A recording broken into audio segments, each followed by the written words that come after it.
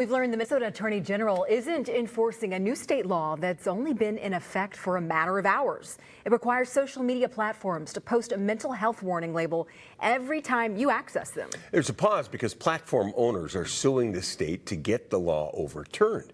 Pilar Pedraza looks at the brewing legal battle.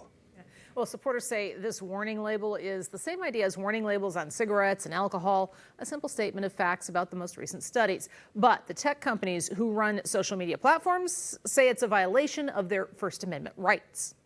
I feel like I can doom scroll, and it definitely affects, I think like even just sleep, it affects sleep. It definitely affects how your insecurities sometimes. Most Minnesotans, when asked, can name various ways social media causes problems, especially with mental health.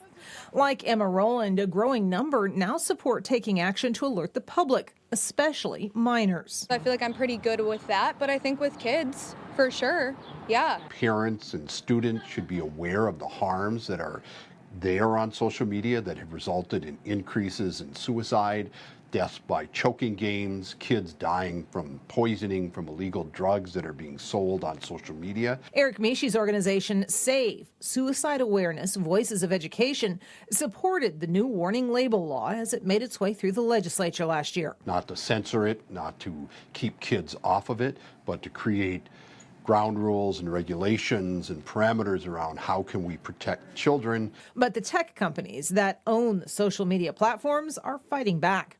The organization they fund, NetChoice, has filed suit in federal court, saying the warning label law is a case of a government compelling private actors to speak the state's preferred message in violation of the First Amendment.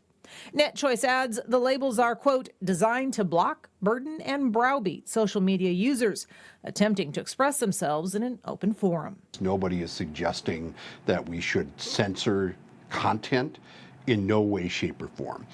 What we are trying to do is to make sure that the public is informed in the same way that we inform the public about the dangers of cigarettes and alcohol. We reached out to TikTok, X, and Meta for this story. Meta actually called me back, but didn't want to give a statement, instead pointing me back to that filed lawsuit. And a note, while much of the talk around this law is about kids, it applies to everyone, regardless of age. Pilar Pedraza, 5 Eyewitness News.